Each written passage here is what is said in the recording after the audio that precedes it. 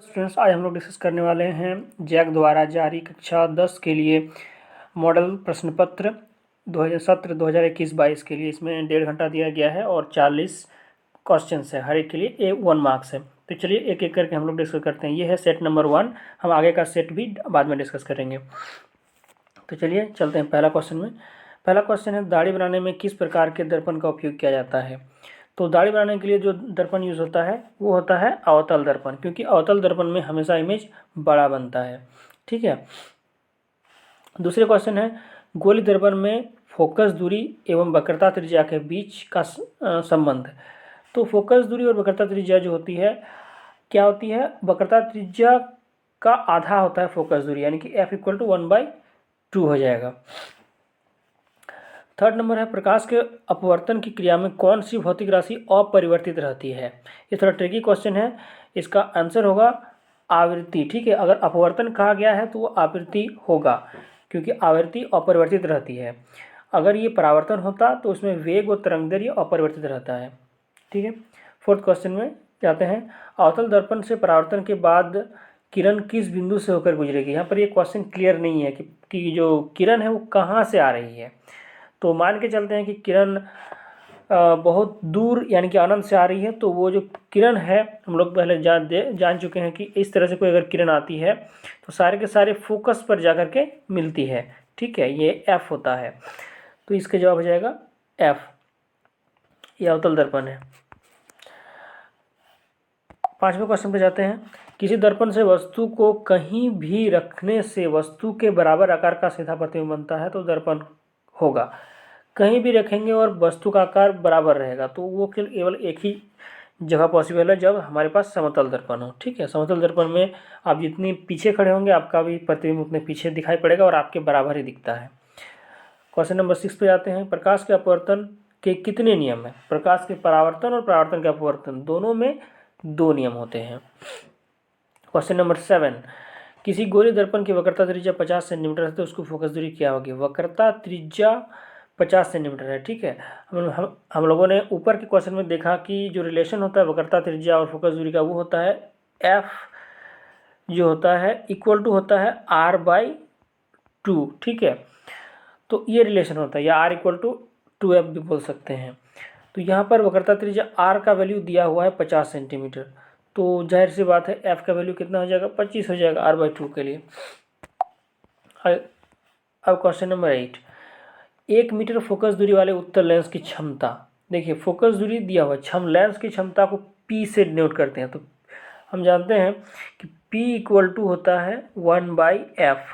और बता दूं कि यहाँ पर उत्तल लेंस की क्षमता की बात हो रही है, और उत्तल लेंस में जो फोकस दूरी होता है वो हमेशा पॉजिटिव होता है।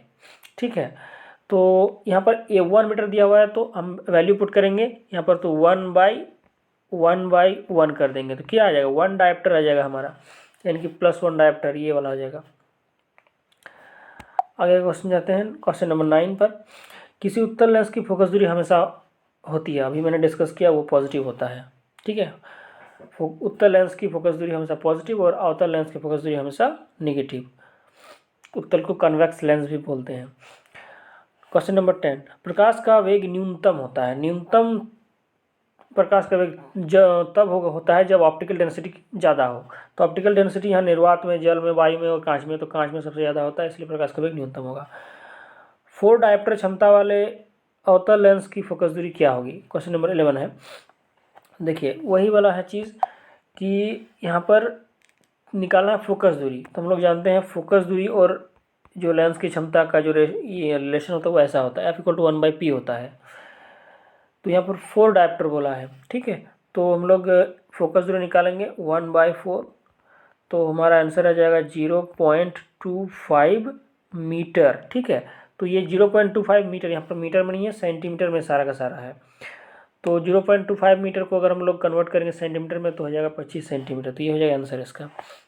क्वेश्चन नंबर 12, किसी उत्तल लेंस का फोकसांतर कुछ नहीं है, बस फोकस दूरी है, कितना है, 50 सेंटीमीटर है। तो उसकी क्षमता क्या होगी। तो 50 सेंटीमीटर यानी कि क्षमता इक्वल टू होता है P = 1/f होता है।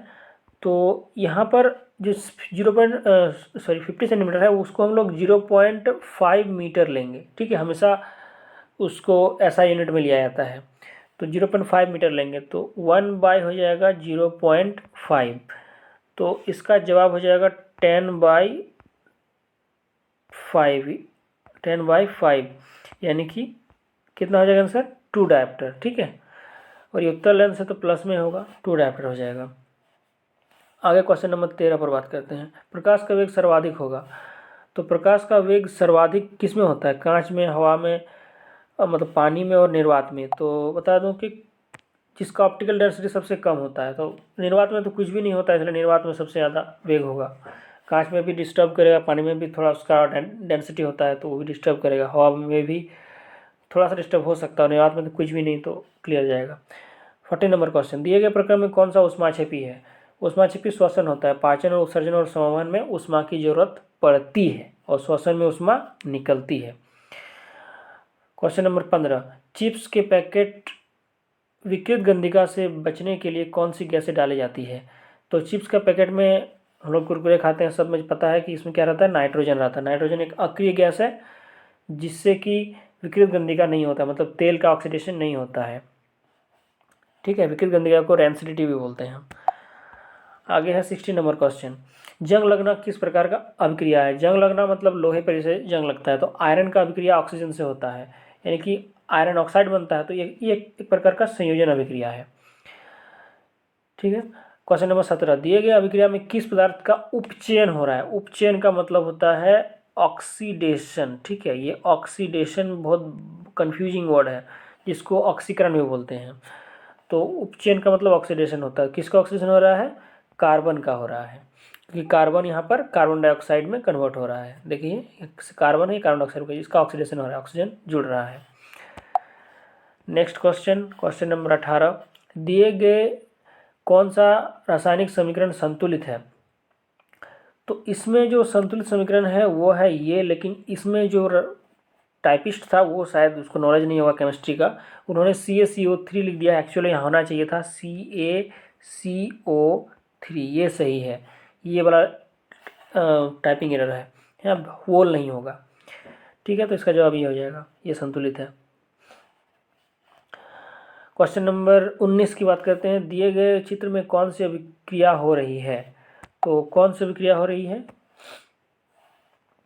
इसमें जो हो रही है वो हो रहा है विस्थापन हो रहा है, ठीक है, क्योंकि यहाँ पर जो लेड है वो कॉपर को विस्थापित कर रहा है, ठीक है, डिस्प्लेसमेंट रिएक्शन हो रहा है, कॉपर क्लोराइड में से कॉपर को विस्थापित कर रहा है। क्वेश्चन नंबर 20 पे जाएंगे, दिए गए पदार्थ में कौन गंधीय सूचक की तरह व्यवहार करता है। गंधीय सूचक इसमें होगा प्याज, ठीक है। प्याज क्या एक प्रकार का, इसको ऑलिफैक्टरी इंडिकेटर भी बोलते हैं, एसिड बेस इंडिकेटर के रूप में काम करता है। आगे है 21 नंबर, हड्डियों को जोड़ने के लिए डॉक्टर किस लवण का उपयोग करता है। तो हम लोग जानते हैं प्लास्टर ऑफ पेरिस का उपयोग होता है, तो इसलिए प्लास्टर ऑफ पेरिस का फॉर्मूला होता है कैल्शियम सल्फेट इंटू ½ H2O। इसमें पानी डालने पर होता है जिप्सम में कन्वर्ट हो जाता है, ठीक है। जिप्सम का फार्मूला होता है CaSO4 इंटू 2H2O। तो इसका जवाब हो जाएगा डी। अब 22 क्वेश्चन नंबर ना, व्यंजक चूर्ण का सूत्र क्या होता है। व्यंजक चूर्ण को बोलते हैं कैल्शियम ऑक्सीक्लोराइड, तो कैल्शियम ऑक्सीक्लोराइड है ये वाला CaOCl2। नेक्स्ट क्वेश्चन पे चलते हैं 23, इस चित्र में कौन सी अभिक्रिया हो रही है। तो अगर आप किताब खोल कर देखेंगे NCERT की, तो आप पाएंगे कि ये जो अभिक्रिया है इसमें जो बर्तन में जो लिया गया, यहाँ पर जो बर्तन लिया गया इसमें लवण जल है, मतलब लवण नहीं है, मतलब उसमें एसिड थोड़ा सा मिला दिया गया है पानी में, और इसमें अभिक्रिया हो रहा है। और इसमें दो वो जो ट्यूब है, ये और ये ट्यूब, इन दोनों में एक में हाइड्रोजन और एक में ऑक्सीजन गैस जमा हो रहा है। तो ये हाइड्रोजन ऑक्सीजन आ कहाँ से रही है, उस पानी से हो रही है। पानी का क्या हो रहा है, वियोजन हो रहा है ना, पानी का वियोजन होता है, मतलब डिकम्पोजिशन रिएक्शन है। तो ये एक तरह का वियोजन अभिक्रिया है, इसमें एक तरफ हाइड्रोजन गैस निकलेगा, एक तरफ ऑक्सीजन गैस, और उसका अनुपात होता है हमारा 2:1। हाइड्रोजन बनेगा 2 के अनुपात में और ऑक्सीजन 1 के अनुपात में, ठीक है। मतलब अगर 2 ml हाइड्रोजन बनता है तो 1 ml ऑक्सीजन बनेगा। नेक्स्ट क्वेश्चन जाते हैं 24, टमाटर में कौन सा अम्ल पाया जाता है। टमाटर में पाया जाता है ऑक्जेलिक अम्ल, ठीक है। ऑक्जेलिक अम्ल का फॉर्मूला ऐसा होता है COOH और नीचे भी रहता है COOH। ठीक है, चलिए नेक्स्ट क्वेश्चन में जाते हैं। तनुकरण अभिक्रिया में होती है। तनुकरण अभिक्रिया मतलब तनुकरण एक्चुअली पानी मिलाने को तनुकरण बोलते हैं। तो पानी मिलाने से क्या होगा, H+ की सांद्रता में वृद्धि नहीं होगा बिल्कुल, OH- की सांद्रता में वृद्धि ऐसा भी नहीं होता है। वृद्धि कैसे होगा भाई, गाढ़ा करेंगे तो ना वृद्धि होगा, पानी मिलाएंगे तो घटेगा। ठीक है, तो यहाँ पर ऑप्शन नंबर सी में दिया हुआ H+ और OH- आयन की सांद्रता में कमी, हाँ कमी होगा। ठीक है, एसिड में अगर मिलाते हैं पानी तो H+ की कमी होगा, और अगर बेस में मिलाते हैं तो OH- की कमी होगा। नेक्स्ट क्वेश्चन जाते हैं 26 नंबर। निम्नलिखित में से कौन प्रकाशीय वियोजन का उदाहरण है। प्रकाशीय वियोजन, ठीक है, प्रकाश की मदद से वियोजन हो रहा है। ठीक है, तो वो होता है सिल्वर ब्रोमाइड के केस में, यानी कि ये हो जाएगा।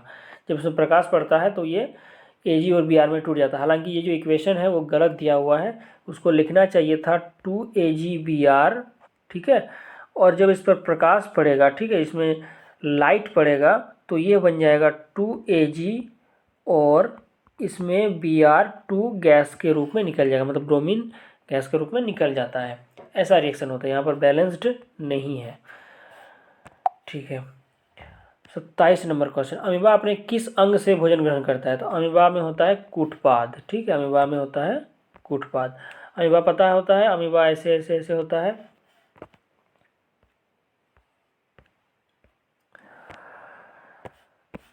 ठीक है, अमीबा में होता है कूटपाद। आगे डिस्कस करेंगे। पाचन प्रक्रिया में वसा का इमल्सीकरण कौन करता है। तो वसा का इमल्सीकरण कौन करता है, वो करता है पित्त। अब नेक्स्ट क्वेश्चन है 29 नंबर।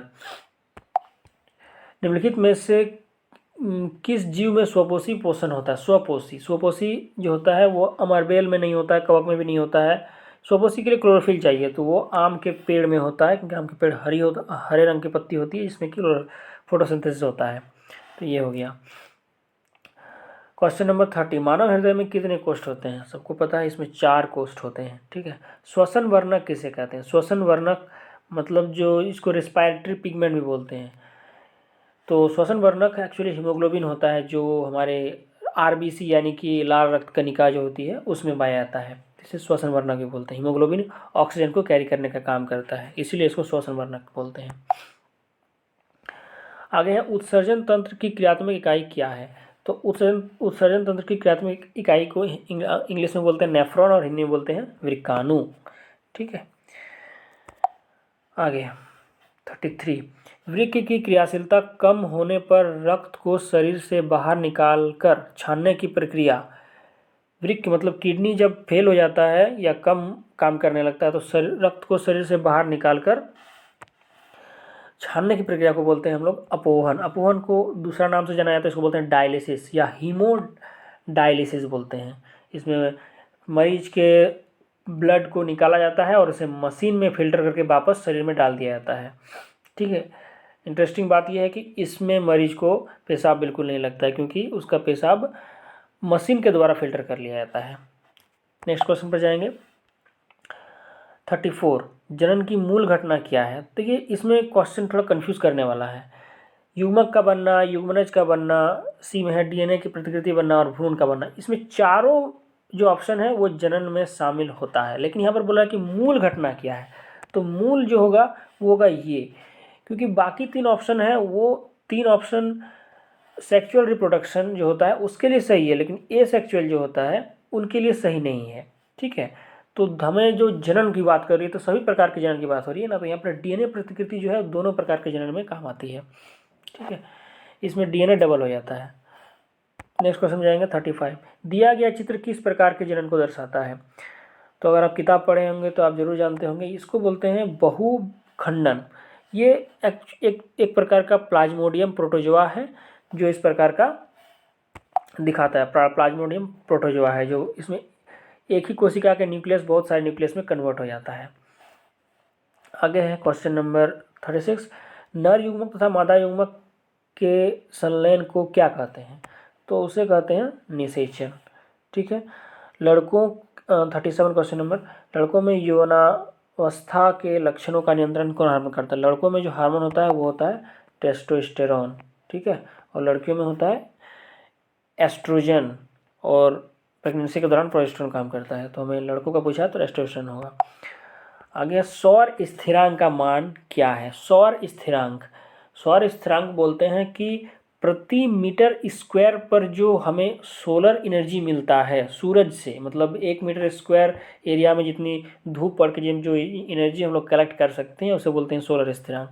तो उसका वैल्यू होता है 1.4 किलोवाट पर मीटर स्क्वायर। ठीक है, किलोमीटर स्क्वायर के सब में इन दोनों में तो किलोमीटर दिया हुआ गलत हो जाएगा, और इतना ज़्यादा नहीं होता है ये 1.4, एक्चुअली 1.4 भी नहीं होता, 1.366 ऐसा कुछ होता है। क्वेश्चन नंबर 39, जैव गैस यानी कि बायोगैस का मुख्य घटक क्या है? तो बायोगैस में रहता है मीथेन। ठीक है, अब लास्ट क्वेश्चन है, महासागरीय तापीय ऊर्जा प्राप्त करने के लिए महासागर के पृष्ठ के जल का ताप और 2 मीटर की गहराई के जल के ताप में कितना अंतर होना चाहिए? तो इसमें मिनिमम जो होता है वो 20 डिग्री सेल्सियस का अंतर होना चाहिए, इससे काम चल जाएगा। ठीक है, आज के लिए इतना ही। अगले वीडियो में हम नेक्स्ट सेट यानी कि सेट नंबर 2 को डिस्कस करेंगे।